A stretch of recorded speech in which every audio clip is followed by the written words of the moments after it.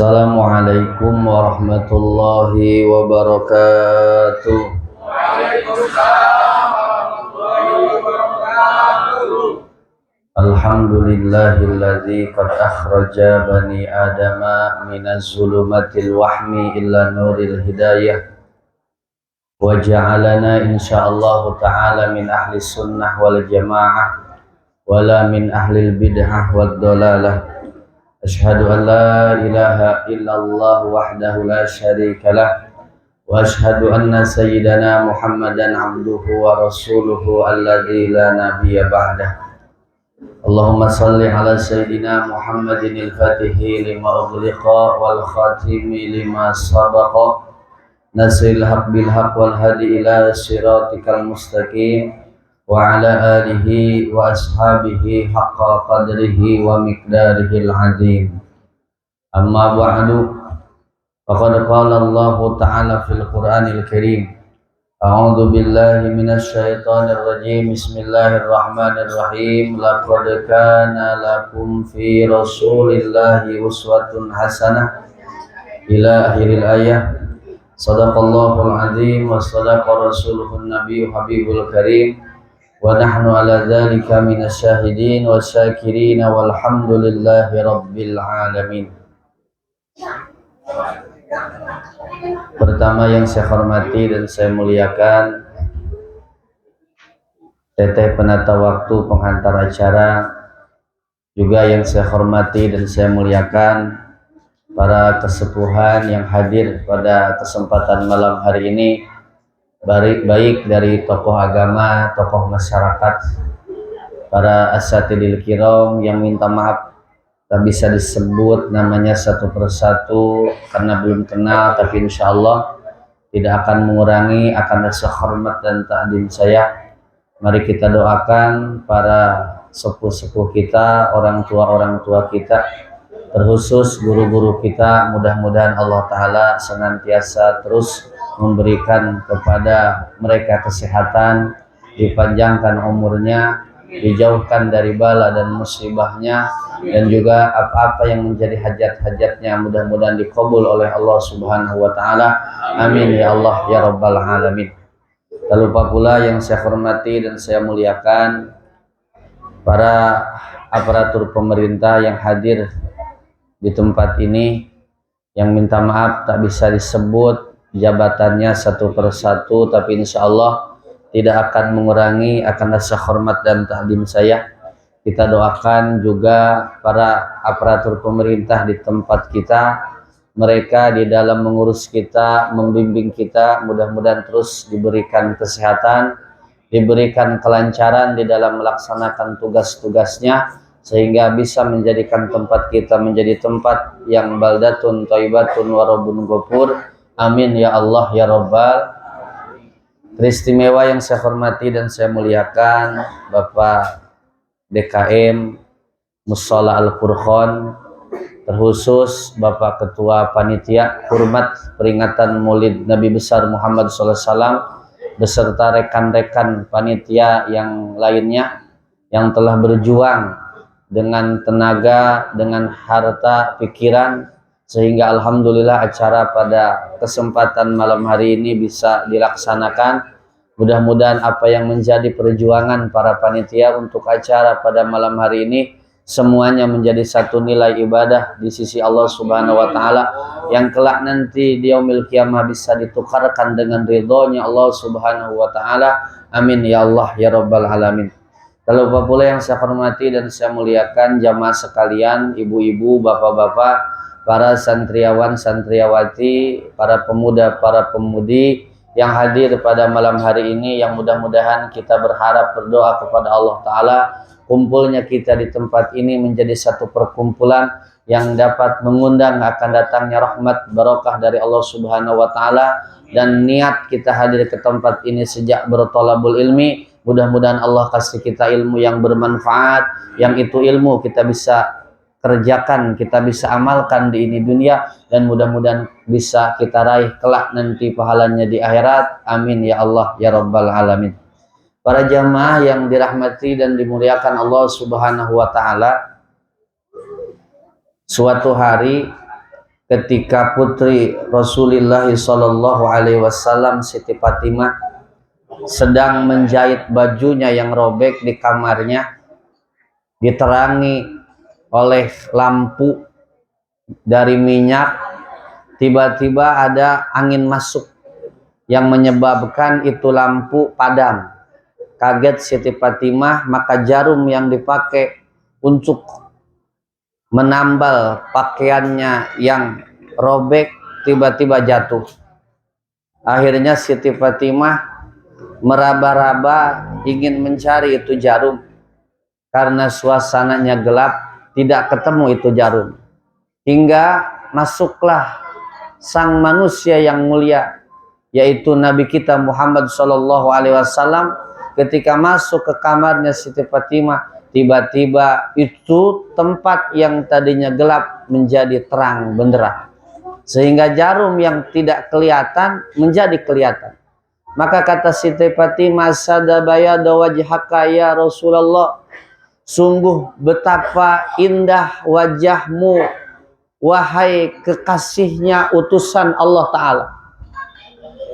Sungguh terang wajahmu, wahai ayahku. Maka kata Nabi, "Na'am, ya Siti Fatimah. Tapi dengarkan wahai anakku, wailun liman la yaroni yaumal qiyamah." Sungguh celaka bagi orang umatku yang kelak nanti di hari kiamat tidak bisa memandang wajah aku.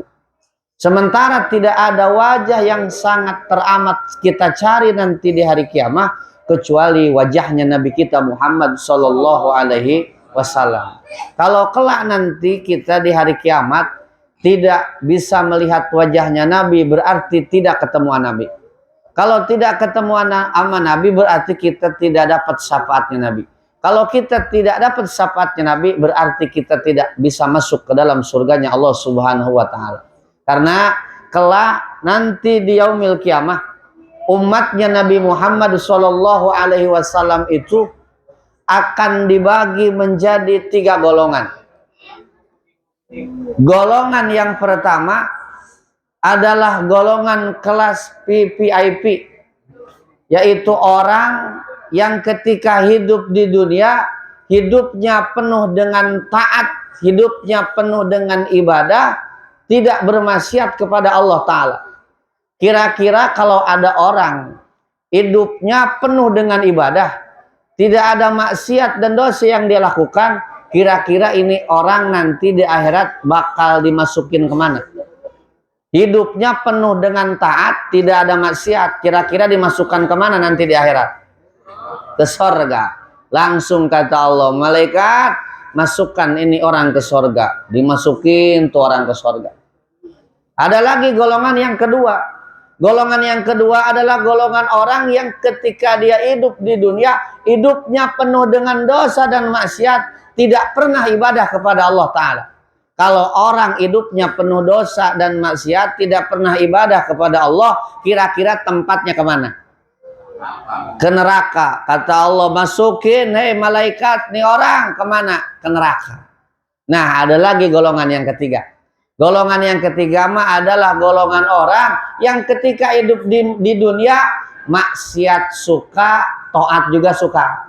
Ibadah suka, ngomongin orang juga suka. Baca Qur'annya getol, ngerumpinya dia getol. Ya, iktikafnya di masjid, mancingnya getol. Kira-kira orang yang segala getol, orang yang segala doyan, kira-kira besok di akhirat masuk surga apa masuk neraka? Bingung ini mah. Mau dimasukin surga ada dosanya, mau dimasukin neraka ada ibadahnya. Maka orang yang model gini mah kudu ditimbang dulu amalnya. Ya, nanti ketika ditimbang amal tuh tergantung beratnya kemana nih timbangan amal. Makanya kata Nabi, tudaul mawajin yaumal qiyamah fatuzanu sayiat wal hasanat famar rojihat hasanatu alai sayati misqala so'aba dakhalal jannah. Nanti itu akan disimpan timbangan amal untuk menimbang amal jelek dan amal bagus seorang manusia. Siapa orang yang ditimbang amalnya lebih berat kepada amal baiknya ketimbang amal jeleknya, yang lebihnya ini cuma satu butir debu, maka menyebabkan dia masuk ke dalam sorga. Tapi siapa orang yang ketika ditimbang amalnya lebih berat kepada amal jeleknya, lebihnya itu cuma satu butir debu, maka menyebabkan dia masuk ke dalam nerakanya Allah Subhanahu wa ta'ala. Tapi kita mah beruntung, ama Allah dijadiin umatnya Nabi Muhammad. Kenapa? Karena nanti Nabi kalau ada umatnya yang ketika ditimbang ternyata berat kepada amal jelek ketimbang amal baik, itu kalau ketemu sama Nabi itu di itu waktu, maka Nabi bisa nyapaatin alias nulungin. Yang tadinya berat ke amal jelek bisa baik kalau udah disapaatin sama Nabi mah jadi berat ke amal baik. Ya, tapi nanti di akhirat kata Nabi ada 3 orang yang tidak bisa melihat wajah. Dalam artian orang yang tidak bisa melihat wajah Nabi itu adalah orang yang terharamkan nih orang dapat syafaatnya Nabi Muhammad SAW. Makanya kita jangan sampai masuk nih amat 3 golongan ini. Karena kalau masuk 3 golongan ini dipastikan nih orang bakal jadi penghuni neraka. Siapa? Yang pertama orang yang tidak dapat syafaatnya Nabi adalah akul waliden. Orang yang ketika hidup di dunia dia punya dosa yang namanya durhaka sama dia punya orang tua. Makanya rugi kalau orang hidup dia punya orang tua, tapi sebab orang tuanya tidak menyebabkan dia masuk ke dalam surga. Ini orang yang paling rugi. Karena kata Nabi, rogima an furazulin adroka walide falam yadkhulul jannah. Sungguh merugi orang yang dia dapati hidupnya ada orang tua, tapi dengan adanya orang tua di kehidupannya tidak menyebabkan dia masuk ke dalam surga, maka ini orang yang rugi. Artinya apa? Orang tuanya enggak dimanfaatin untuk jadi jalan dia masuk ke dalam surga. Padahal jalan yang paling teramat tepat untuk membukakan ridho dan pintu surganya Allah adalah lewat bakti terhadap dia punya orang tua. Makanya yang masih punya orang tua, manfaatin tuh orang tua kita buat dapetin ridhonya Allah, buat bukain pintu surganya Allah. Dengan cara apa? Dengan cara kita berbakti sama kita punya orang tua. Maaf Pak, kita sedih nih hidup di akhir zaman. Yang kata Nabi, di antara salah satu tanda waktu yang akan mendekati akan datangnya hari kiamat adalah tandanya itu di itu zaman banyak orang yang durhaka terhadap orang tuanya. Kalau mau dilihat-lihat, sekarang mau udah kejadian. Ada anak yang berani molisiin ibu bapaknya. Bahkan ada anak yang dengan beraninya nyidangin ibunya di meja hijau. Gara-gara ibunya pinjam duit sama dia 20 juta, dia nggak bisa bayar, itu emaknya di kemeja hijauin. Padahal mah yang namanya orang tua mah mual pernah bisa kebales tuh kebayaannya sama kita. Makanya bukan kalau kita bakti sama orang tua itu bukan balas budi. Kenapa? Karena orang tua mah bakal bisa kebales kebayaannya sama kita. Ya, kepada orang tua mah apa? Bakti berbuat baik, bukan balas budi. Bukan, ngapa? Karena balas budi mah mual bakal bisa kebalas jasa orang tua. Ya, jangankan pas kita udah lahir, lah kita lagi di perut emak kita itu udah sangat luar biasa. Satu kali kita bergerak di perut orang tua kita, emak kita ngerasa sakit, seumur-umur kita bakti untuk ngebales itu rasa sakit orang tua kita yang lagi ngamilin kita, mual pernah bisa kebales. Ya, kan yang namanya ibu lagi hamil makin sono, makin berat, bukan makin ringan. Ya, sebulan, 2 bulan, 3 bulan,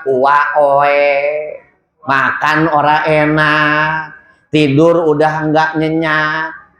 Kalau minggir pengap, nang karak, komo, nang kuban, sieun bitu.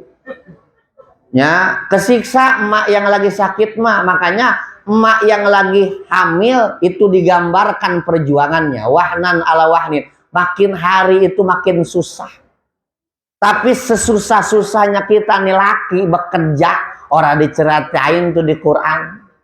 Tapi ibu yang lagi hamil susahnya diceritain nama Allah di Quran. Biar apa? Biar kita sebagai anak mikir, ingat tuh perjuangan emak kita yang dulu ngamilin kita. Kita dilahirin ke dunia ini, ibu mah taruhannya nyawa. Ya, makanya orang yang lagi hamil itu dua pilihannya. Kalau nggak selamat pasti meninggal dunia. Bisa yang ninggal anaknya, bisa juga yang ninggal dia. Bahkan yang namanya ibu mah kalau dikasih pilihan, ini pengen selamat anaknya apa ibunya, pasti bakal ngebelain lebih baik selamat anaknya daripada dia. Makanya orang yang hamil ngelahirin sampai ninggal, sama Allah dikasih jatah sorga. Masuknya kategori orang yang mati syahid. Ya, jadi orang kalau ngelahirin ninggal itu matinya mati syahid, sorga tempatnya. Cuman di kampung saya mah kalau ada orang meninggal lagi ngelahirin, sekampung pada takut. Ya, sekarang sekampung pada takut. Habis maghrib udah sepi tuh orang. Kenapa? Takut ada orang yang ngejuru ninggal. Ada orang yang beranak ninggal. Sampai kuburannya ge dipasangin bambu. Ya, terus di kakinya dipasangin jarum. Kenapa? Takut mungkin jadi pocong, aclok-aclokan. Hari jarum mah kacugak gitu. Ya, rupa-rupa we di lembur mah. Ya, di kampung saya tuh kalau ada orang mati hari Sabtu, ya, kalau orang mati hari Sabtu tuh pasaran lewat, itu ibu-ibu bawa air di baskom. Begitu mayit lewat digotong sama pasar, dibanjur tuh air. Set. Ya, ditanya sama saya, "Bu, kenapa itu pasaran lewat kok banjur air ke jalan?" "Lah Ustad, kalau ninggal hari Sabtu mah suka bawa orang," kata dia. Kedengeran sama mayit di dalam pasaran, kata mayit, "Boro-boro bawa orang, gua ge digotong." Ya, ini bid'ah yang sangat dolalah. Jangan kita mah. Pokoknya mah yang namanya mati hari apa bae ge, pasti besok kita bakal nyusul. Nggak kudu-kudu hari Sabtu. Ya, hari Senin ge besok tetap bentar pasti bakal ada yang nyusul. Ya, makanya ibu lahiran sampai mati itu dihitung orang yang mati syahid. Ya, makanya kita sama orang tua diperintahin untuk bakti. Gimana cara bakti sama orang tua? Yang pertama, fala taqullahu ma'uf. Kalau depan orang tua kita nyuruh, jangan sampai kita nolak selama orang tua kita itu nyuruh kepada kebaikan. Fala taqullahu ma'uf, kata Allah, jangan kau berkata uf. Uf itu bahasa penolakan yang paling halus. Kalau ada bahasa penolakan yang paling halus, pasti sama Allah disimpan tuti itu Quran. Tapi ternyata tidak ada lagi penolakan yang paling halus kecuali kata uf. Uf itu bahasa kitanya ah. Ya, itu kan kata penolakan yang paling lembut. Tolong beliin mama ini yang namanya gas udah habis. Itu kan nggak bilang tidak, nggak bilang nggak mau, cuma bilang tandanya kesel, nggak mau disuruh sama orang tua. Cuma bilang doang, itu udah masuk kategori dosa. Apalagi kita bilang, si mama nyuruh baik, tibang beli gas oke, bisa sendiri. Wah, itu mah udah berdobel-dobel dosanya. Bilang aja udah kategori dosa, apalagi secara terang-terangan kita nolak apa yang diperintahkan kita punya orang tua. Ya, hari ini nih banyak anak yang ketika disuruh sama orang tuanya ngeyel. Orang cepet-cepet ngerjain. Kenapa? Karena hari ini anak-anak kita disibukkan dengan yang namanya megangin, ngurusin HP. Tuh anak kita Pak kalau udah pegang HP mual bakal bisa disuruh. Ya, apalagi kalau anak kita udah mulai berang. Ibu tahu nggak berang, Bu? Berang itu bahasa Sunda. Bahasa Indonesianya beger. Beger bahasa Indonesianya apa sih? Puber. Puber mah ya puber. Pokoknya beger, tahu ber ibu beger? Ya, pokoknya mah beger. Besi ibu ora tahu artinya beger, cari di kamus Indonesia Sunda ada. Pasti ketemu beger. Ya, itu kalau lagi WA sama pacarnya, Masya Allah, sampai jam 1, jam 2 malam ketawa ketiwi di kamar kayak orang gila. Ya, habis baterainya sambung pakai power bank. Power banknya habis, colokin ke tembok. Sampai jam 1 tuh masih ngobrol, masih cengar-cengir. Jam 2 udah nggak ada suaranya. Kata kita mungkin udah tidur. Pas kita buka pintu kamarnya ternyata modar kesetrum. Ya, anak kita nih karena nggak bisa jauh sama HP. Pagi HP, siang HP, sore HP. Tadi kalau udah pegang HP, mual bakal bisa disuruh. Lupa sama orang tua, lupa sama makan. Komo-komo ngerjain apa yang menjadi pekerjaannya di rumah. Maaf nih Pak, nih Ari Karang nih. Tahu nggak nih Ari Karang? Saya mah ngomongnya kayak gini karena istri saya orang Bekasi, jadi saya ketepaan kayak gini ngomongnya. Tahu nggak Ibu ketepaan? Ketepaan teh ketularan. Ketepaan sama saya punya istri, sama mertua, jadi kayak gini saya ngomongnya. Padahal saya mah asli orang Purwakarta.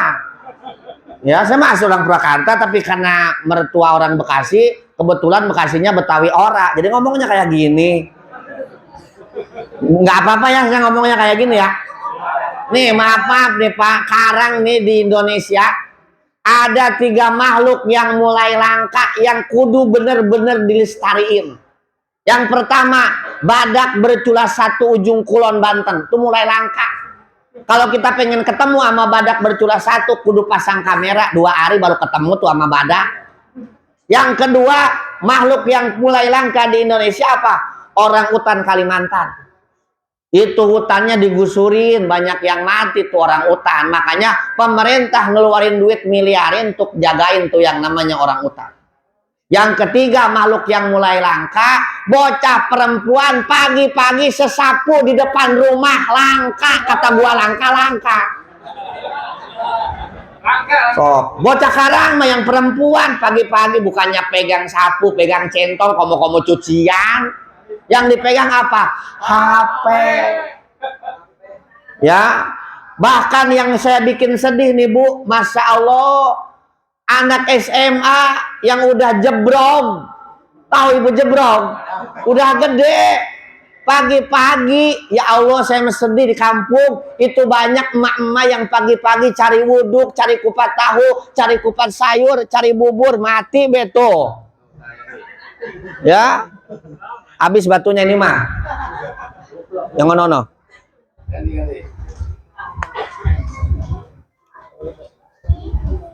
Cek. Ganggu bae nih mic. Neng. Kalau kan kita pakai 2 mic-nya. Kita mah mic-nya ke 1 apaanan. Ya. Yuk emak-emak pagi-pagi cari wuduk, cari bubur. Untuk apa? Untuk nyatu anak durhaka. Lebih bilang ini kan pagi-pagi Neng pengen makan. Aduh Neng, tadi emak gak keburu masak. Itu sibuk nyuci. Pokoknya Neng pengen makan. Masya Allah gak sedikit tuh emak pagi-pagi nyari bubur, nyari kupat tahu buat apa? Buat buat ngasih makan anaknya yang padahal udah anak SMA. Kudunya mah tuh nyari sendiri tibang makan mah. Buduk ada, tinggal naik motor ge bisa, ke depan jalan kaki ada. Ini mah pagi-pagi kudu baik emaknya. Ya, dulu mah nih ini ibu-ibu yang udah pada tua-tua nih. Tua apa masih muda sini tuh ya. Nih, maaf nih, dulu mah kita nih yang baru kelas 5 SD, baru kelas 6 SD, dulu mah udah ketalang ngezo. Bener tuh, udah ketalan pereng-pereng rumah kelas 5 SD teh dulu mah. Lah Karang mah anak SMA kelas 2, kelas 3 nyuci dalemannya kudu ama emaknya kene bae. Ya, bener nggak Bu? Masih ada di sini kayak gini. Anak siapa itu? Lah anak lu. Ya, Masya Allah, ya anak Karang nggak bisa lepas dari HP, apalagi nih anak kita. Kalau lagi udah punya pacar. Di WA sama pacarnya, Assalamualaikum. Dibalas sama pacarnya, Waalaikumsalam. Di WA lagi sama pacarnya, ayang lagi ngapain? Di WA lagi wudhu mau sholat.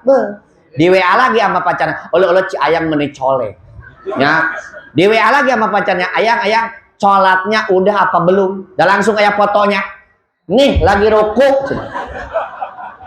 Buset, keruku kuat bisa selfie segala. Ya, gara-gara HP tuh lupa segalanya. Bahkan ketika orang tua nyuruh pun ora diindahin tuh orang tuanya. Ya, jangankan tadi kita nolak apa yang disuruh orang tua kita, yang dipengen orang tua kita, cuma bilang aja dosa, apalagi kita benar-benar berhenti apa? Ngebentak, nolak apa yang dipengenin orang tua. Makanya cara bakti sama orang tua apa? Kata Allah Ta'ala, wa kullahuma qaulan karima. Kalau depan orang tua itu ngomongnya yang lemah, lembut. Walatan harhuma wa kullahuma qaulan karima. Jangan ampe ngebentak. Jangan ampe suara kita lebih keras daripada kita punya orang tua. Ada 3 orang yang kalau kita ngomong suara kita jangan lebih keras sama tuh orang. Yang pertama siapa? Kita punya orang tua. Kalau orang tua kita ngomong, jangan ampe suara kita lebih keras suaranya daripada emak kita. Bahkan kalau bisa nih, dipanggil sama orang tua, nyamperin. Jangan bilang, ayah naon, mamah jangan. Samperin dulu, pas udah deket sama dia, baru bilang, ada apa mah? Gitu. Kata Syekh Bishr Al-Khofi, salah satu wali Allah Ta'ala, beliau kata seperti ini. Siapa orang yang dipanggil sama emaknya atau sama babanya, lalu dia ngedekat untuk bisa mendengar apa yang dikata sama dia punya orang tua, maka ngedekatnya dia ke orang tua itu dihitung seperti orang yang sedang jihad fisabilillah. Jadi nyamperin orang tua ketika kita digeroin. Tahu nggak ibu digeroin? Jadi ketika kita digeroin sama orang tua kita, kita ngedekat biar kedengeran, kita ngedekat sebagai tanda kita memenuhi dia punya panggilan. Ngedekatnya kita ke orang tua kita ketika kita digeroin, itu pahalanya seperti kita jihad fisabilillah. Jadi orang kudu-kudu bawa bendera ke Jakarta, takbir orang. Ya, apa yang disuruh orang tua kita manggil kita ngedekat sebagai bakti kita supaya kedengeran, sebagai bakti kita memenuhi panggilan dia, ngedekatnya kita ke orang tua itu nilainya seperti jihad fisabilillah, bahkan lebih besar pahalanya daripada jihad fisabilillah. Ya, makanya orang kalau ngerti agama, mual bakal berani dia apa? Sakitin orang tuanya. Wahfid lahumaz zanhajul. Terus kalau lagi depan orang tua, usahakan apa baik yang kepangkatan di diri kita semuanya selehkan. Tuh nges bingung dari bahasa naon diselehkan. Jadi diselehkan teh ditendenkan itu jabatan kita, disimpan. Jadi kalau bapak hari ini jadi orang kaya depan orang tua mah kekayaan kita simpen yang kaya sama bapak kita. Kita hari ini punya jabatan. Depan orang tua kita mah yang punya jabatan. Orang tua kita simpen tuh jabatan. Hari ini kita jadi orang yang terkenal. Banyak pengikut. Depan orang tua kita mah yang terkenal emak kita. Pengikutnya yang banyak emak kita. Biar apa? Biar kita bisa ngehormat, ngemuliain. Karena kalau bapak ada di depan orang tua, kau bawa punya kepangkatan yang ada di pundakmu, kau mual bakal bisa ngemuliain orang tua. Kita jadi orang kaya apa? Kalau orang kaya mah banyak pembantunya, banyak anak buahnya. Kalau lagi depan orang tua mah yang kaya mah kita jadi anak buahnya, kita jadi pengikutnya, kita jadi babunya. Kenapa? Kalau bapak kaya, itu kekayaan bawa di depan orang tua. Kebetulan orang tua kita mah di kampung, orang kaya seperti kita diam di Peru, kita bawa kekayaan ke orang tua kita, mual bakal bisa ngemuliain. Simpen tuh kekayaan. Yang kaya siapa? Emak kita. Bahkan harta ini adalah milik emak bapak kita, bakal bisa ngemuliain. Karena kadangkala ada orang yang mentang-mentang dia kaya, ke emaknya teh, ke abahnya teh, karena dia mah miskin, emak bapaknya dia mah udah sukses di Jakarta, ngerendahin tuh ke emak bapak.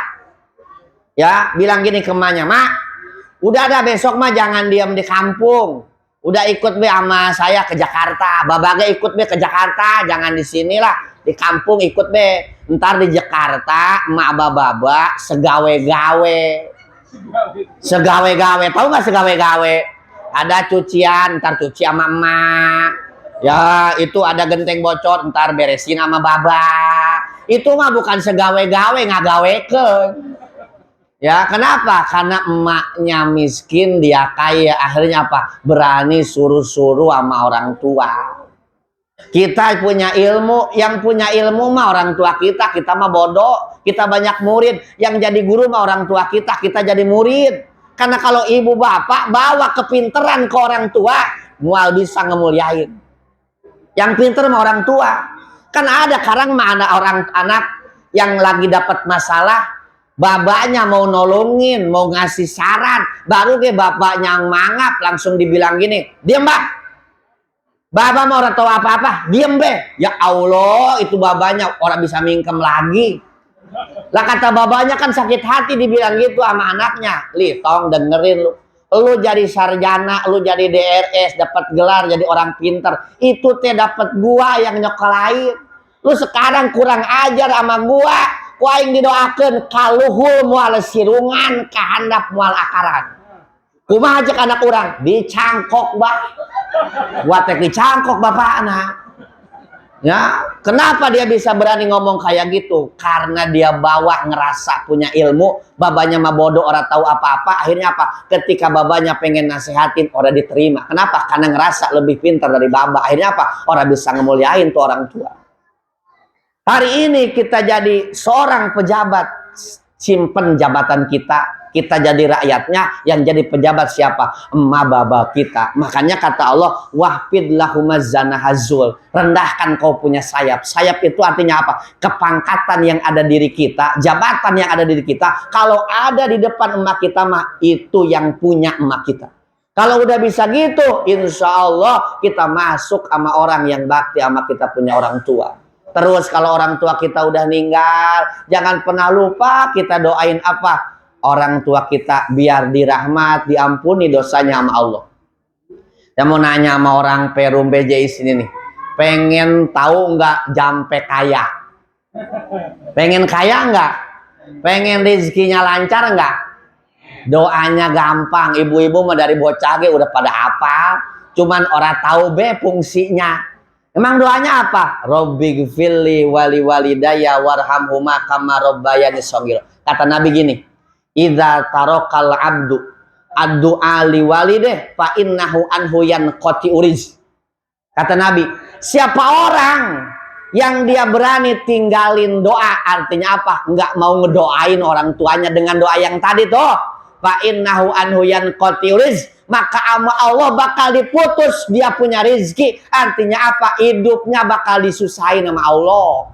Berarti mafhum alehnya kebalikannya. Kalau hidup ingin berkah, kalau hidup doa dikabul sama Allah, kepengenan dikabul sama Allah, rezeki diluasin sama Allah, apa? Berarti kita kudu mau apa? Ngedoain orang tua kita. Cuman karang sayang tuh kita udah lupa doa Robbighfirli wali walidayya. Maaf nih Pak, dulu waktu kita masih kecil di kampung nih, sebelum maghrib bocah-bocah itu di masjid ngadoman, Allahumma ghfirli wali walidayya. Karang mah orang pernah kedenger tuh di masjid di musola.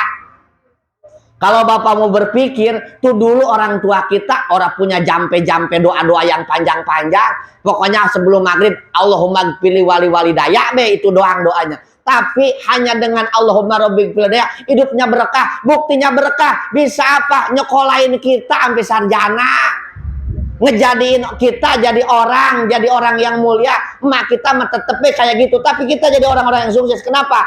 Padahal mah kalau lihat hitung-hitungan mah duit di kampung untuk ngekuliahin anak pan itu teh jutaan.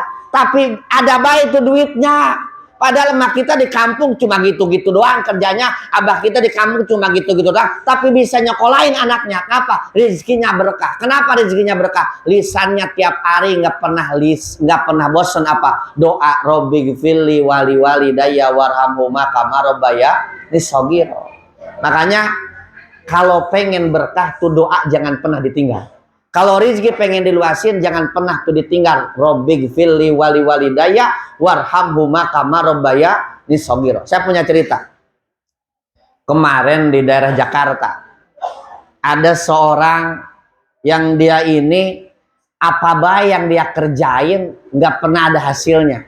Kalau istilah kata orang Sunda bilang gini, dagang cuma ninggalin utang, bisnis ini bisnis itu malah ketipu, ya, bertani cuma ninggalin daki.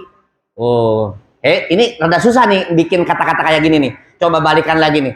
Dagang cuma ninggalin utang, tuh ang-ang. Terus tani cuma jadi daki. Bisnis ini, bisnis itu malah jadi ketipu. Susah be hidupnya. Datang tuh sama seorang kiai namanya Muallim Ubaidillah Hamdan. Kata nih orang, Assalamualaikum. Nah, itu Assalamualaikumnya orang susah. Saya mah tahu Assalamualaikum orang susah sama Assalamualaikum orang senang. Assalamualaikum yang dapat bikin kita bahagia, Assalamualaikum anu ngariweuhkeun. Kenapa? Karena sering datang ke tamu, ke rumah. Kalau Assalamualaikum gini tamu, Assalamualaikum, mau nggak sih mah piriweuheun. Tapi lamun kieu, Assalamualaikum Pak Ustad, cair nih mah. Cair pokoknya main ini mah. Assalamualaikum lagi kencang. Ya kan kadang banyak tamu ke rumah tuh kalau udah gini be. Assalamualaikum, geus piriweuheun nih mah, riweuh yakin aja. Nih orang datangnya gitu. Assalamualaikum, waalaikumsalam, kata Muallim. Oh, ada apa ini? Duh, Muallim, saya datang ke sini mau minta saran sekaligus doa. Maksudnya ini saya hidup riweuh bae, susah bae, dagang malah jadi utang, tani malah jadi daki, bisnis ini, bisnis itu malah ketipu. Terus lah pokoknya mah minta doa atau amalan apa be biar saya dikeluarin dari ini kehidupan yang susah. Kata Muallim, kita mah orang punya amalan yang yang bisa bikin rubah hidup. Cuman saya, kata dia, punya ilmu dari saya punya guru. Apa? Kalau kau ingin dikeluarkan dari ini kesusahan, baca oleh engkau setiap hari Robbighfirli wali walidaya 10 kali. Ya, kalau 10 kali itu dibaca masih berieueuh susah, maka tambah 100 kali sehari. Banyak amat 100 hari, 100 kali. Kalau 100 kali enggak juga kebedan, hidup masih susah baik. Nah, hari Jumat kau cuci punya kaki kau punya ibu, lalu kau pinta doanya, maka wilujeng sumping pangersa. Ya,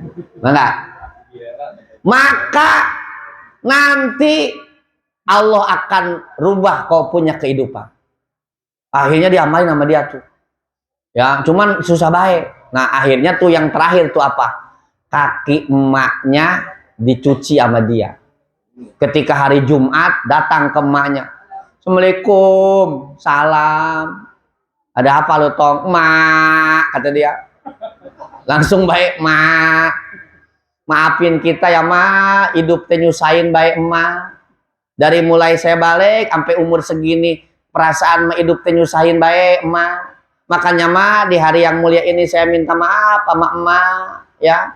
Dia langsung ke dapur nyari air termos, dimasukin ke baskom, lalu dia balik lagi ke emaknya, itu kaki emaknya langsung dimasukin ke air. Hari tak kena ditampilin kemana, gelap loh. Ya, cek kemana? Kunaon aing ditampili, mak kunaon nampilin. Atuh sia aing panas kene, situ mah nasupkeun wae. Nanti dicayaneun dihanetan, dimasukin kakinya. Pas dimasukin kakinya dia nangis tuh minta ampun sama emaknya, minta supaya dimaafkan atas segala kesalahan-kesalahannya. Terus gitu emaknya nangis gini, "Tong, lu dapat hidayah dari mana? Kemarin malu kurang ajar sama gua, kemarin malu suka musingin gua, bahkan lu kemarin sertifikat sawah geus sia digadekeun ka bank." Saya mah kebangetan hidup teh. Tapi kunaon sia ini sadar kieu. Ini mah hidup teh susah bae, kata Ustaz ge kudu minta ridho sama yang namanya orang tua. Ya makanya di hari yang mulia ini saya minta maaf, minta ridhonya sama emak, doain biar saya berkah. Kata emak mah yang lama emak mah pan sayang sama anak nih tong, jangankan lu minta maaf. Dari kemarin-kemarin kayak gua mah udah maafin lu, udah ada sekarang lu pulang, gua doain biar hidup lu berkah, apa-apa bae yang lu cita-citain dikabul sama Allah Ta'ala. Pulang dia tuh. Pulang sama emaknya, mulai lagi dia bisnis. Alhamdulillah Pak, itu bisnis berjalan lagi. Apa bisnisnya? Bisnisnya konveksi. Itu yang namanya pesenan, berkat dapat doa dari dia punya orang tua, makin hari makin nambah, makin hari makin nambah, sampai orang kebedan. Tahu nggak ibu kebedak? Jadi kebedak itu dia itu keboler. Keboler tahu kan? Keboler itu kececer. Ya, kececer, tahu nggak kececer? Kaboler. Ya, ampe utang-utangnya kebayar, ampe bisnisnya berjalan dengan lancar. Akhirnya datang lagi ke mualim. Assalamualaikum. Ampe muncrat-muncrat itu. Assalamualaikum kata dia. Kata mualim, "Waalaikumsalam." Mualim, alhamdulillah kata dia. Lah, kenapa? Berkat saran dari mualim, doa dari mualim, alhamdulillah. Sekarang saya mau udah sukses, sekarang alhamdulillah hidup berkah, apa baik cita-cita dikabul sama Allah. Langsung dah ngasih amplop. Ya, ngasih amplop. Kenapa? Karena udah cair. Ya, kenapa? Assalamualaikumnya pan kencang. Assalamualaikum, cair berarti. Ya. Nah, makanya tuh kalau hidup pengen berkah mah baktiin orang tua kita, senengin, pinta doanya itu. Kalau bahasa Sunda gini, ada peribahasa orang Sunda gini. Munjung ulah ka gunung, muja ulah ka sagara, munjung kudu ka indung, muja kudu ka bapak, ibadah ka Allah Ta'ala. Itu kunci hidup sukses. Makanya saya mah kalau kemana-mana nggak pernah bawa pistol, bawa golok, nggak pernah saya mah. Ya jangan naon, emang kalah sulu. Ya mah kalau kemana-mana ge pasti minta doanya sama ibu. Kalau sebelum berangkat ceramah kemana baik pasti ke ibu dulu sama bapak. Alhamdulillah masih ada. Cium tangan. Tadi gue mau cium tangan dulu. Mau kemana Karang Haji? Ke Perum BJI. Ya udah ada biar selamat. Jamaahnya biar pada resep. Ntar pulang jangan lupa berkat mampir. Siap mah. Ya. Maaf nih saya mau tanya ini betul sama supir saya. Sama amang saya. Saya mah kalau pulang ceramah dikasih berkat. Nggak pernah dibawa ke rumah. Kalau siang ya. Kalau malam makan ibu udah tidur. Itu pasti disimpan di emak dulu. Di ibu. Di bapak. Kenapa? Biar mereka pilihin apa yang mereka pengenin dulu. Saya mantar sisanya be. Kalau ada gitu ge. Tapi yang namanya orang tua mah paling yang dia mau doang. Cuman emak saya mah resepnya sama Mbak Kakak. Emak saya. Ya, emak saya mah resepnya sama Mbak Kakak. Ya. Makanya yang namanya Mbak Kakak kan nggak pernah masuk rumah, pasti be udah dipotong di situ. Ya, tapi alhamdulillah sekarang mah yang namanya Mbak Kakak mah nggak pernah beli gitu. Suka dikasih baik gitu. Ya. Tapi ya malam sekarang gila kira-kira mah dapat kira-kira mah gitu. Maaf ini mah bukan minta ngasih tahu takut lupa. Dan biasanya gitu suka ada ya, maaf suka biasanya gitu gitu. Ya. Tapi sih kalau yang namanya bekakak alhamdulillah tiap hari sehari 2. Ini kan acara yang kedua sekarang. Ya, besok 2, besoknya lagi 2. Pokoknya saya jadwal itu sampai tanggal 15 November siang malam.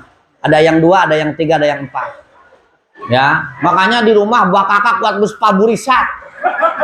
Ya, nih kucing di tempat saya itu ada bakakaknya ya.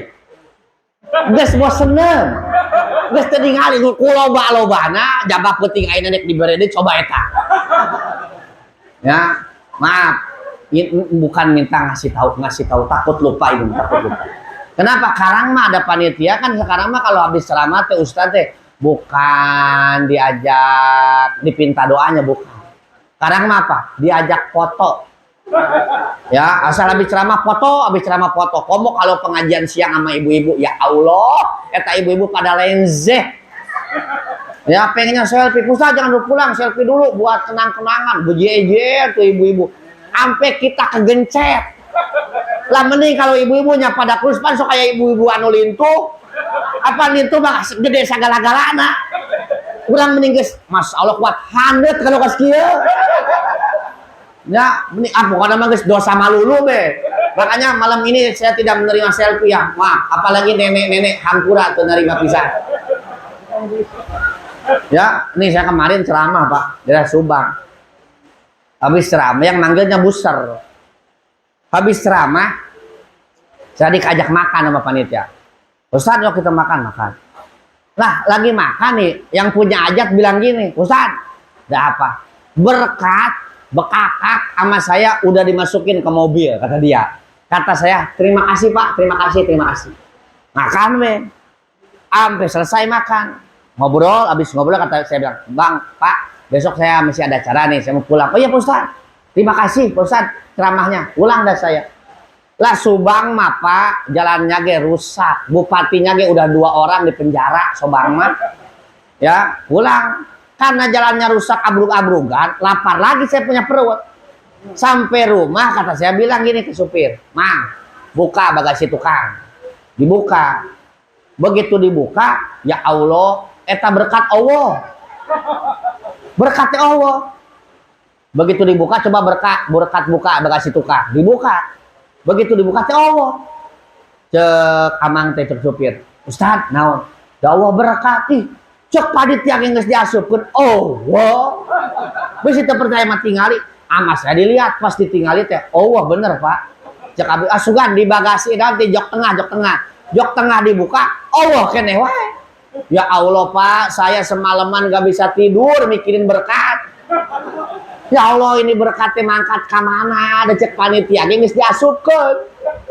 Ya, begitu saya ceramah malam Rebo tuh, Pak. Begitu hari Rebo pagi tuh ada datang panitia. Assalamualaikum, salam. Pak Ustadz, ini berkat. Wah, kela-kela ya. Ceramah henteu, ngaji henteu tapi menang berkat. Yuk kumaha carita Pak Ustadz di Hampura. Apaan kamari Pak Ustadz ceramah di kampung saya Pak Ustadz. Hampura Pak Ustadz, kemarin itu berkat salah masuk ke mobil orang. Jadi berkatnya emang saya teh pas datang teh Avanza teh 2 hitam semua. Panitia enggak nanya, datang dimasukin be. Ternyata yang dimasukin ke orang yang kondangan, bukan ke mobil saya. Makanya panitia saya ngasih tahu nih, mobil saya nih yang hitam ini. Ya, takut salah nih mah. Ya. Sampai mana ini ngaji ya? Ya, jadi tuh. Jadi balik lagi. Kalau hidup pengen berkah, di akhirat kita dapat syafaatnya Nabi Muhammad SAW. Hendaklah hari ini yang pasti punya orang tua, bakti orang tua kita. Senangkan, bahagiakan. Jangan dulu kau bahagiakan orang lain sebelum kau bahagiakan kau punya orang tua. Kenapa? Karena ketika hari ini kau mampu bahagiakan kau punya orang tua, maka Allah bakal bahagiakan kau punya kehidupan dunia dan akhirat. Ya, yang kedua orang yang tidak akan melihat wajahnya Nabi Muhammad. Dalam artian tidak dapat syafaatnya Nabi Muhammad siapa? Yaitu orang yang ketika hidup di dunia litarikis sunnati, orang yang meninggalkan sunnah-sunnahnya Nabi Muhammad Sallallahu Alaihi Wasallam. Maaf nih, kita kan temanya apa? Rasulullah teladan yang paripurna. Artinya apa? Usahain dapat. Kalau kita nanti di akhirat pengen dapat syafaatnya Nabi, hari ini kita ketika mengerjakan sesuatu, usahakan apa yang kita kerjakan contoh tuh Nabi. Ikuti Nabi. Ketika kita mengerjakan sesuatu nyontoh ke Nabi, ngikuti Nabi, maka ini akan menjadi sebab tersambungnya diri kita dengan Nabi Muhammad. Yang kelak sambungan ini akan menjadikan sebab kita mendapatkan syafaatnya Nabi Muhammad SAW. Dari mulai bangun tidur sampai tidur kita, itu hiasi segala perbuatan kita nyontoh ke Nabi. Bangun tidur, Nabi mah kalau bangun tidur baca doa, alhamdulillahilladzi ahyana ba'dama amatana wa ilaihin nusur. Ibu-ibu nih, kemarin tadi pagi bangun tidur itu doa dibaca apa ora? Ora, kata gua ora. Ya, yakinnya ge moal. Baca tuh doa, alhamdulillahilladzi ahyana ba'dama amatana wa ilaihin nusur. Segala puji hanya milik Allah yang telah menghidupkan aku setelah mewafatkan, mematikan aku. Lah orang kan kalau lagi tidur mah setengah mati, Pak. Orang tahu apa-apa. Di pagi hari kita masih bisa bangun. Berarti kita dikasih nikmat sama Allah. Apa? Hidup. Kalau di pagi hari masih kita bangun, bisa bangun, masih ada nikmat hidup, berarti kalau kita punya dosa, masih ada kesempatan untuk tobat sama Allah. Kalau kita punya kedoliman sama orang, masih ada kesempatan untuk minta maaf. Kalau kita punya utang, masih ada kesempatan untuk bisa bayar. Betapa banyak ibu bapak orang yang tidurnya nganterin kepada kematian. Sementara dosanya belum dia tobati, kezolimannya belum dia mintakan maaf, utangnya masih banyak, sengsaralah dia dikubur. Makanya kita kalau di pagi hari masih kita bangun, syukuri dengan kita berdoa, alhamdulillahilladzi ahyana ba'da ma amatana. Dan ini perbuatan adalah perbuatan Nabi. Berarti ketika kita bangun tidur baca ini doa, berarti ngikuti Nabi. Ini doa, ini ucapan, menjadi ucapan yang akan menyambungkan diri kita kepada Nabi Muhammad SAW. Terus Nabi mah kalau bangun tidur cuci tangan. Bapak-bapak kalau bangun tidur suka cuci tangan nggak? Cuci tangan. Kenapa? Karena kalau lagi tidur kan tadi setengah mati, nggak tahu apa-apa. Terkadang kalau lagi tidur kita punya tangan suka ngaprak. Kesini, bisa yang di samping kita. Kotor. Makanya Nabi bangun tidur cuci tangan apa? Biar bersih. Kan ada juga orang yang bangun tidur langsung makan. Langsung ngopi, langsung ngebala-bala, langsung pisang. Ujung-ujungnya apa? Nyeri beteng, jadi penyakit. Aduh, gua gara-gara makan bala-bala pagi-pagi sakit perut. Bukan bala-balanya, ini apa? Tangannya kotor. Makanya bangun tidur cuci tangan. Nggak tahu pantangan kita lagi tidur tadi ngaprak kemana, makanya cuci tangan. Ya apalagi ibu-ibu tuh, ibu-ibu bangun tidur cuci tangan. Kan ibu-ibu mah kalau bangun tidur kadang-kadang suka langsung ngemil. Ya kan ibu-ibu mah ini nih semuanya tim Gegana semua nih. Ya bapak-bapak tahu nggak Gegana? Gegana itu singkatan gegares di mana-mana. Dia mah orang pernah disuguhin apa be, pokoknya terima abis be. Nih bapak-bapak mah pada pemalu tuh. Ya, orang ada yang dimakan, diem deh, pemalu bapak-bapak mah. Tapi ibumu diasongin abis. Ya, bahkan abis sama piring-piringnya. Makanya ibu-ibu mah kalau pengajian bawa tas pak gede-gede. Ya, itu kalau pengajian itu di tasnya ada Yasin, ada berjanji, ada buku buat tulis pelajaran pasti pengajian. Datangnya. Pulangnya nambah muatan, ada papais, aya bolu, aya samangka. Hari balik ngaji poho langsung digantungkeun we. Begitu wayah rotinan deui Yasin jeung eta jeung papais buat rapat. Ya, makanya kalau ngaji beberengkas ge di rumah keluarin lagi. Ulah tepi ka Yasin jeung papais buat rapat. Ya, ini tim Gegana wungkul. Nabi itu kalau bangun tidur baca doa terus apa? Cuci tangan. Terus Nabi kalau mau masuk ke kamar mandi, kan Nabi mah ngelangkain dulu kaki yang kiri baru yang kanan. Saya mau nanya sama bapak-bapak sama ibu-ibu, tadi kita masuk ke kamar mandi ke WC, kaki mana dulu? Aing mah duanan Ustaz langsung loncat 3 pampir. Emang lagi embuk eleh wae manehna mah. Ya, kaki kanan kaki kiri dulu inget nih. Ketika Nabi itu kalau mau masuk WC kaki yang kiri dulu baru yang kanan. Ketika bapak ngikutin tuh masuk WC kaki yang kiri dulu baru ke yang kanan berarti ngikutin kerjaannya Nabi. Itu syariatnya masuk WC tapi hakikatnya lagi nyambungin diri kita sama Nabi. Kenapa? Karena yang kita kerjakan itu yang dulu dikerjakan sama Nabi. Terus Nabi mah kalau di kamar mandi gak pernah lama-lama. Maaf titip nih sama ibu-ibu bapak-bapak, kalau di kamar mandi jangan lama-lama. Lu ngapain lama-lama di kamar mandi? Kita mau orang muslim diajarin sama Nabi kalau ke kamar mandi itu seperlunya. Kalau mandi ya mandi, kalau buang hajat yang buang hajat, setelah itu keluar. Kenapa? Karena yang namanya kamar mandi apalagi WC itu rumahnya setan. Di dalam kitab diceritain dulu Pak, ketika iblis sama Allah diturunin ke ini dunia, disuruh usia dari surga ke dunia, itu iblis ngomong sama Allah, ya Allah, itu yang namanya manusia mah punya rumah. Saya aja pengen punya rumah atuh, kata Allah. Tuh rumah kamu apa? Alhamam apa? WC. WC itu rumahnya setan. Tapi kenapa sekarang banyak orang yang betah diem di rumahnya setan? Ya, tapi lamun di pengajian baru ngaji 40 menit, ya Allah, sudah berbagai macam perkara terjadi. Geus gelisah wae. Gus nempuan wae jam, gus sila, gus nyang hunjar, gus nyarande. Jika nalamun membawa bendera bodas mah gus dikikir tangis teu kuat. Tapi di kamar mandi mamang menit-menit bahkan sejam kuat itu di kamar mandi, padahal kamar mandi atau WC itu apa? Rumahnya setan. Jadi kalau di kamar mandi jangan lama-lama, sunahnya Nabi. Tapi ini kita nih nggak kerasa. Kita nih disesatkan sama orang-orang kaya. Orang-orang non-muslim yang di TV-TV itu di kamar mandinya segala ayat TV deh. Di kamar mandi ayat TV bayangkeun. Urang mah boga TV hiji ge lamun teu digablog heula teu hirup eta TV. Mah di kamar mandi aya TV jeung naon di kamar mandi aya TV naon gunana coba. Eta pan ngalila-lila di kamar mandi. Bahkan ayeuna mah kamar marina ge aya bathtub. Bo, tahu nggak ibu bathtub? Berarti belangsa kalau nggak tahu bathtub acan mah. Jadi bathtub teh naonnya?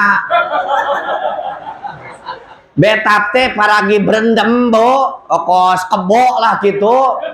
Ya bathtub ta, eta pan amun urang mandi di bathtub kira-kira cukup 5 menit moal.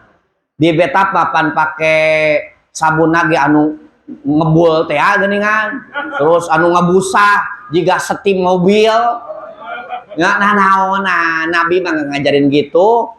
Ya secukupnya kalau mau mandi mau BAB setelah itu keluar. Setelah keluar Nabi itu doa sama Allah apa? Alhamdulillahilladzi adhabaniyal adha wa afani, segala puji bagi Allah yang telah mengeluarkan kotoran dari kita punya badan wa afani dan kasih kita sehat.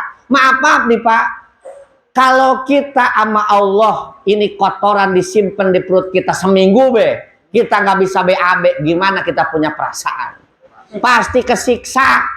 Pasti bakal dirawat ke rumah sakit, dimasukin obat yang harganya 500.000, dimasukin lewat liang tai. Bukan lagi diminum, bukan, dimasukin lewat anus tuh. Kenapa? Gara-gara nggak bisa BAB. Betapa sedikit orang yang ketika habis BAB lupa sama itu nikmat. Ya habis BAB tenggeus langsung. Padahal lamun ku Allah diambil itu nikmat bisa BAB, kesiksanya kita luar biasa. Makanya Nabi ngajarin biar kita itu terus terhubung sama Allah, terhubung sama Nabi apa? Ketika kita habis BAB apa? Alhamdulillahilladzi adhabaniyal adha wa afani. Baca tuh doa. Terus Nabi habis mandi pakai baju. Nabi kalau pakai baju tangan kanan dulu baru tangan kiri. Saya mau nanya sama ibu bapak-bapak tadi pakai baju nu mana heula diasukeun. Aing mah duanana Ustaz digantungkeun langsung set diasupkeun. Mung eleh bae main nama. Ya, yang kanan dulu baru yang kiri. Jadi ketika inget pakai baju ge inget sama Nabi. Oh, Nabi kalau pakai baju yang kanan dulu baru yang kiri. Kalau ngelepas yang kiri dulu baru yang kanan. Talamun wudu mana heula lamun digilingkeun. Bapak kan suka wudu nih, kan ika katingali wajahna wajah ahli sorga pada harerang tarangna.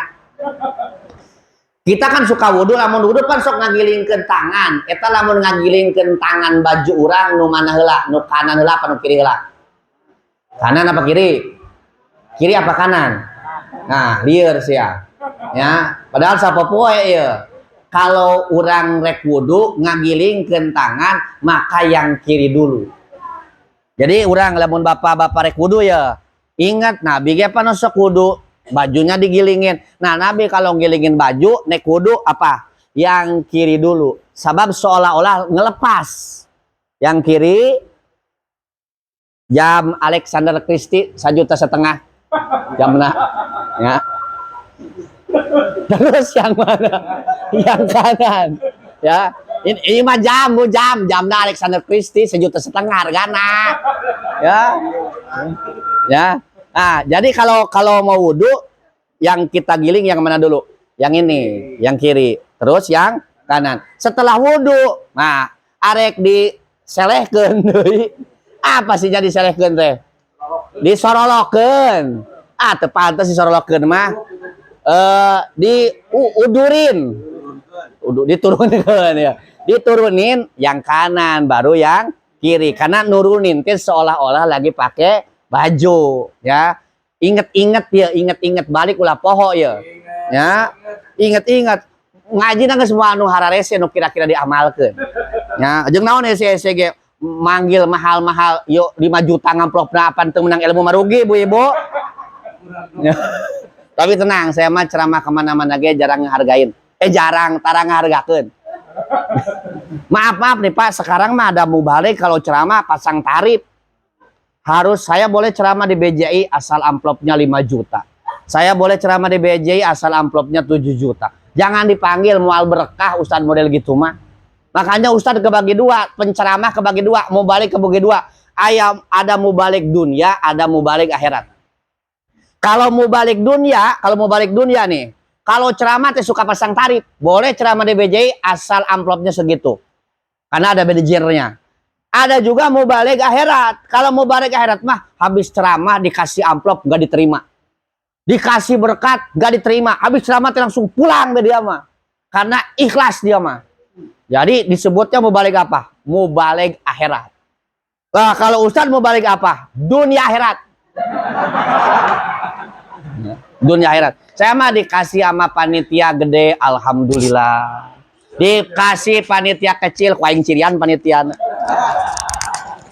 Ya, jadi Nabi kalau pakai baju yang kanan dulu baru yang kiri. Tapi kalau ngelepas yang kiri dulu baru yang kanan. Terus Nabi kalau makan, Nabi mah kalau makan ketika lapar sebelum kenyang udah selesai. Urang mah lamun can teurab can eureun. Karek eureun. Nabi mah enggak, Nabi itu enggak pernah makan sampai kenyang. Ya, Nabi itu enggak pernah makan sampai kenyang. Bahkan Nabi itu sangat sedikit makannya. Kita mah sedikit-sedikit makan. Nabi mah sangat sedikit tidur mah. Urang mah seetik-seetik tidur. Boro-boro di imah di pengajian ya kuat bisa sare. Tapi Pak, maaf nih, saya pesan ke bapak-bapak ibu-ibu nih. Kalau orang di pengajian dia tidur, omat, tong dihudangkeun. Ngapa? Dia lagi dapat rahmat dari Allah Ta'ala. Ya, jadi kalau orang lagi dapat rahmat jangan diganggu itu rahmat Allah, biarin be. Terus kumaha Ustaz? Enggak sahudangna be. Ya, di pengajian geus sadekeun bae, keur menang rahmat tinggalkeun be. Ya udang jam 12 udangna bereuna. Ya, pan sok aya jadi pengajian teh tidur gitu nya. Tapi dah insyaallah di dieu mah tidak ada yang tidur. Ya, KBG Calengha rek balik era ieu teh da hujan. Ya, santai be, hatur nuhun ya Allah diberi hujan meh teu baralik lah. Ya, santai be budak, karek jam sabaraha atuh setengah 10. Ya, biasa lagi ngaji masuk tapi ka jam 1. Ya, tenang we. Jadi Nabi itu kalau makan seperti itu. Terus Nabi kalau minum, Nabi mah kalau minum 3 tegukan. Contoh. Ya kalau kudu praktek. Nabi itu kalau minum 3 tegukan. Pan urang mah lamun minum kieu yo. Nah, bukan kayak gitu. Kalau Nabi itu makan pakai minum pakai tangan kiri, terus 3 tegukan. Gini nih. Bismillah. Alhamdulillah. Bismillah. Alhamdulillah. Bismillah. Alhamdulillah. Berapa kali? 3 kali. Kata Syekh Mutawalli Asy-Syarawi, siapa orang yang minum model kayak tadi, maka Allah bakal ilangin pengen maksiat di hatinya. Jadi kalau hari ini kita punya hati pengen baik maksiat tuh minumnya ngikutin Nabi. Orang yang minumnya ngikutin Nabi, maka Allah bakal ambil pengen rasa maksiat di kita punya hati. Ada pengen di hati bergerora pengen maksiat, dicabut tuh pengen dicabut kemaksiatan yang ada di pengen di hati kita, minumnya model tadi. Orang yang minum model tadi bakal diambil pengen maksiat sama Allah di hatinya. Ya, makanya kalau minum pakai tangan kanan terus apa? 3 tegukan. Ya, bismillahirrahmanirrahim. Alhamdulillah. Bismillahirrahmanirrahim. Alhamdulillah. Bismillahirrahmanirrahim. Insya Allah Pak kalau dibiasain mah bakal jadi indah tuh. Cuman kita mah nggak pernah inget sama Nabi tuh udah lagi minum oge. Boro-boro lagi sholat, boro-boro lagi tahajud, baca Quran. Minum be orang inget sama Nabi. Ngaku mah cinta sama Nabi, ibu-ibu apalagi kalau qasidahan, masya Allah, jangan ho'o. Ya Habibi, ya Muhammad, bekok. Buktinya apa? Minum ge orang ikuti Nabi. Ngomong we aku cinta padamu ya Nabi, aku rindu padamu ya Nabi. Bekok, kata gua bekok. Buktinya apa? Kita nggak ikuti Nabi.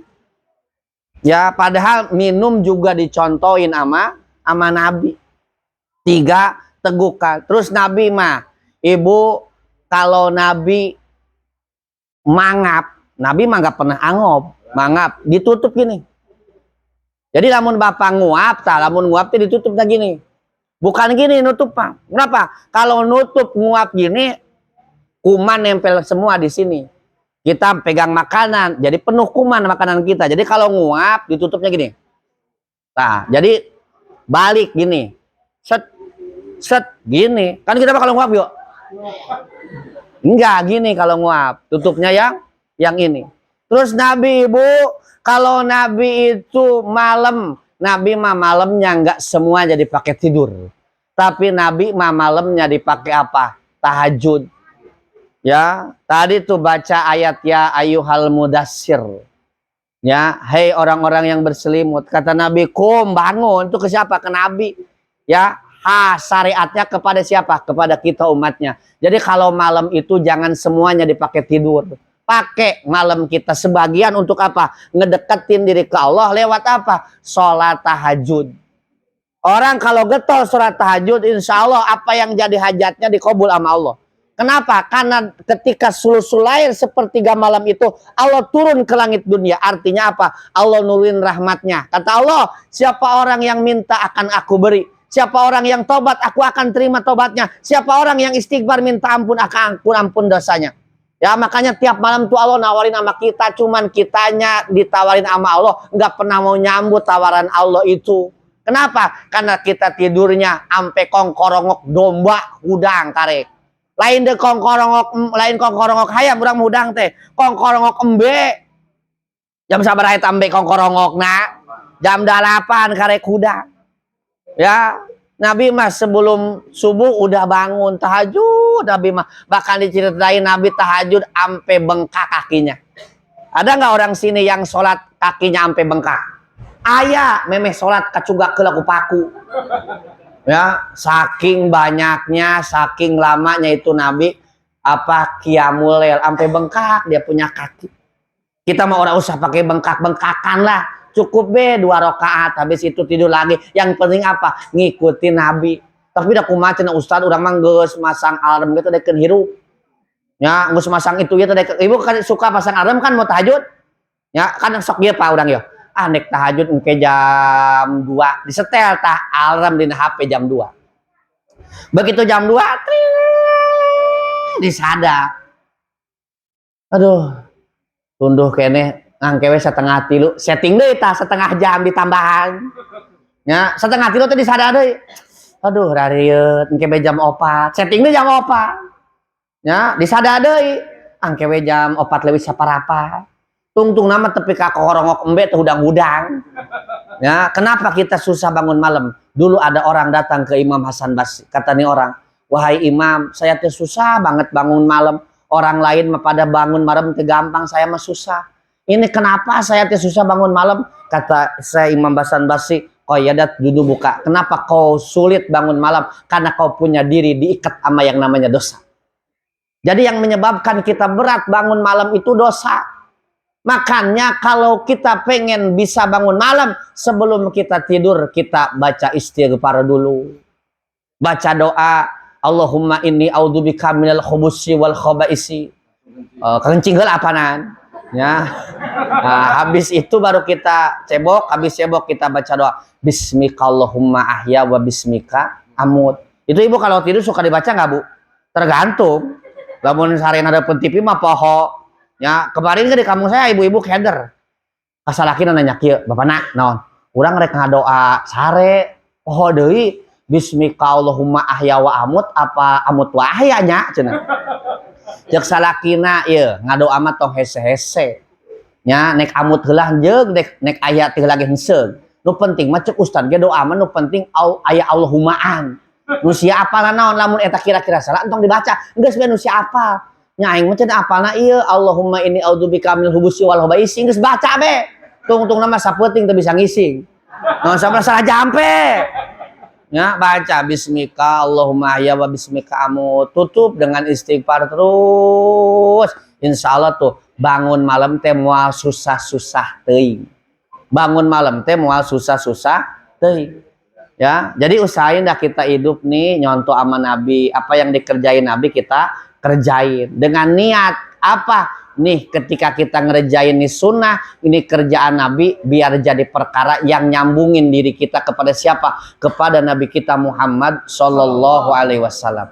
Yang ketiga, orang yang tidak bakal lihat wajahnya Nabi siapa? Ya yaitu kata Nabi orang yang ketika namaku disebut falam yusolli alaya dia tidak membaca salawat kepadaku. Artinya apa?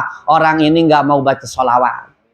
Ya, makanya nih Bu, kita dikasih lisan sama Allah, gunain tuh banyak-banyakin baca sholawat. Bapak lagi dikasih lisan sama Allah, gunain banyakin baca-baca sholawat. Ya, jangan sampai nih lisan kita digunain dengan hal-hal yang tidak pantas, apalagi ngandung dosa.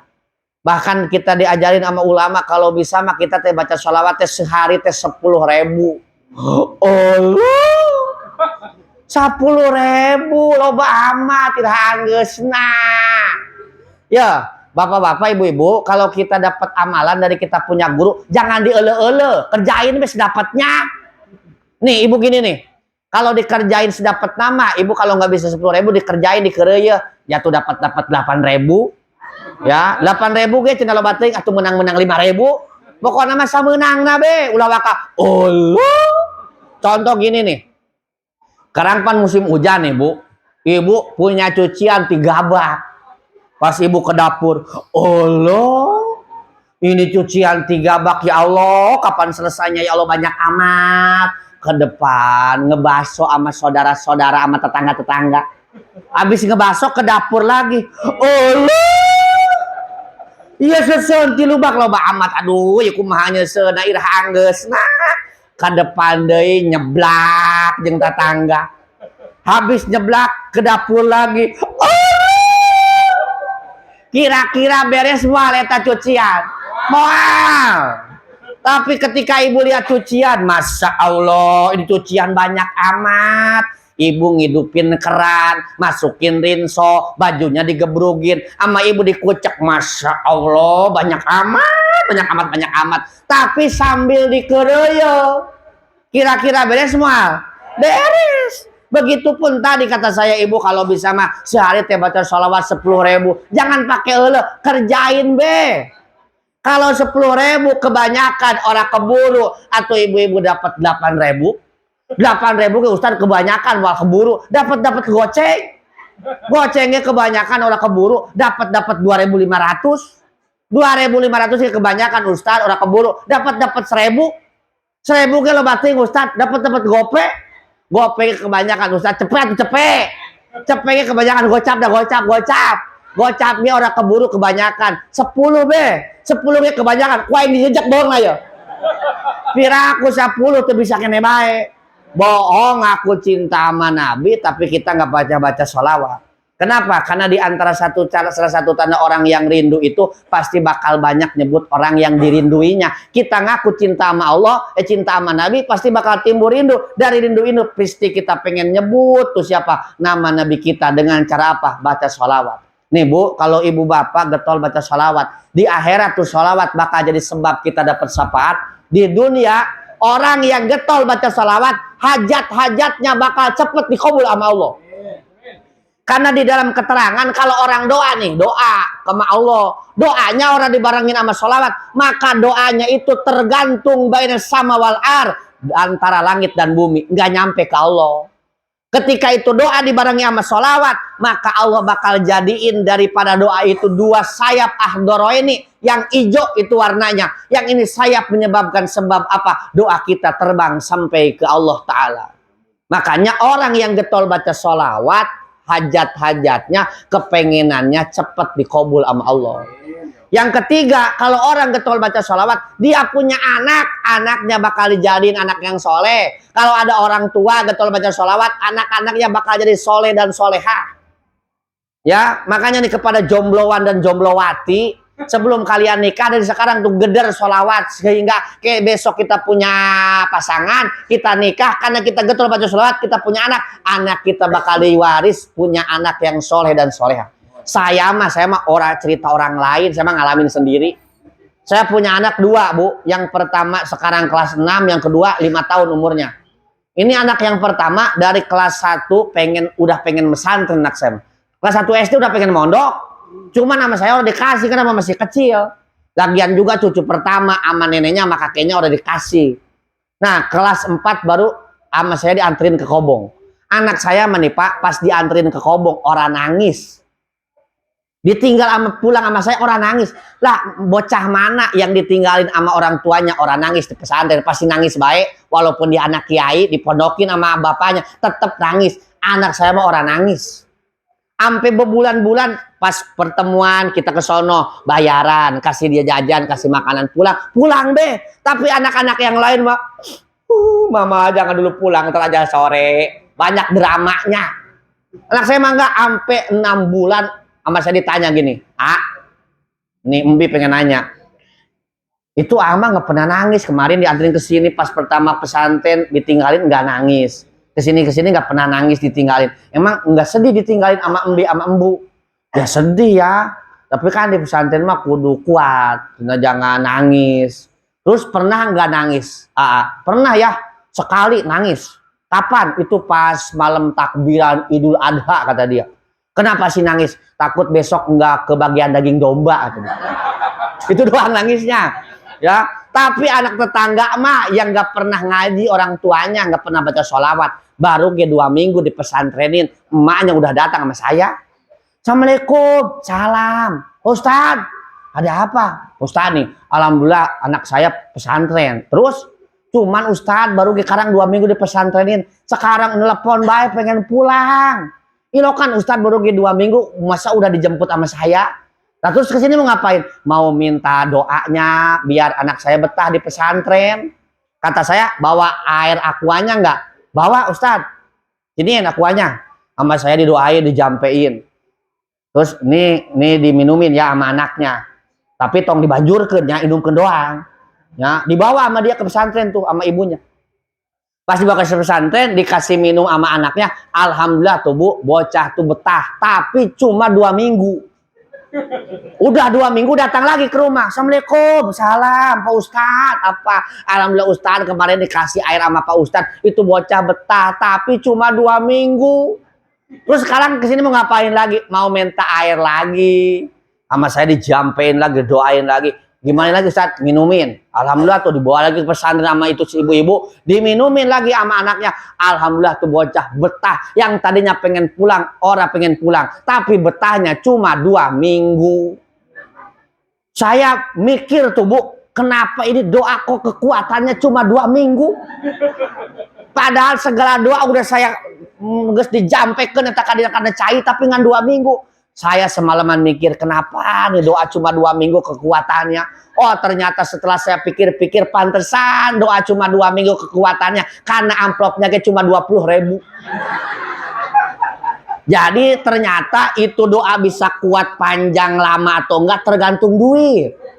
Kalau dia si ibu-ibu ngasihnya 1 juta kuat setahun bocah betah tak. Tapi cuma 20.000 ya jadi kuatnya cuma 2 minggu. Ya termasuk nih saya ceramah lama sebentar ya tergantung. Ya jadi kalau kita getol baca sholawat tuh kita punya anak insya Allah bakal soleh. Kenapa? Karena sholawat itu bakal nentramin hati. Orang kalau getol baca sholawat bakal tenang, tentram hatinya. Makanya nih Bu saya titip sama ibu-ibu. Kalau ibu-ibu punya suami kerjaannya teh begadang baik. Jam 11, jam 12 baru pulang. Sekarang mah jangan diomelin, jangan ditanya, jangan dimarahin. Si bapak mah orang punya pikiran. Mama lagi sakitnya kalau kang ngaladog bae, kalau ka ulin bae. Apa mama teh pengen dipijitin, pengen dipijitin. Nah, mikirkan sorangan bae entong ibu, entar ge jadi ribut ujung-ujungnya. Karang mah kalau punya laki suka main, jangan diomelin, jangan ditanya habis di mana apa, sholawatin bae. Jam 12 gegedor panto. Mama buka, papa ngantuk pengen tidur. Buka be kuncinya, trek. Pintu buka, sret. Begitu suami kita masuk, sambut sama ibu sama sholawat. Sholatullah, salamullah. Suami kita masuk ke dalam. Tola'al badro alaina. Insya Allah tuh suami kita mual bakal marah pisan mual. Palingnya begitu masuk dasar nugelo. Ya, kenapa? Sholawat tuh bikin apa? Hati kita adem. Ya, yang paling utama apa? Sholawat ini menjadi sebab kelak nanti di akhirat kita bisa dekat dengan Nabi dan bisa dapat syafaatnya Nabi. Kenapa? Karena kata Nabi, aqrabukum minni manzilan yaumal qiyamah aksarukum sholatan alayya. Manusia yang paling dekat tempatnya dengan aku nanti di hari kiamat siapa? Yaitu orang yang nih hari paling banyak sholawatnya ke atas aku. Semakin banyak baca salawat kepada Nabi, semakin dekat tempat kita dengan Nabi Muhammad kelak nanti di akhirat. Sementara tidak ada orang yang sangat kita pengen dekat nanti di akhirat kecuali siapa? Nabi kita Muhammad SAW. Kenapa pengen dekat sama Nabi? Karena pengen dapat syafaatnya Nabi Muhammad SAW. wassalam. Ya, mudah-mudahan kita nanti di akhirat bisa dapat syafaatnya Nabi. Dengan syafaatnya Nabi kita bisa masuk ke dalam surganya Allah Subhanahu wa taala. Nah, ini saja yang dapat saya sampaikan, kurang lebihnya minta maaf. Sudah jam 10:30. Masih hujan nggak, Bu? Nggak lah hujanan balik nama.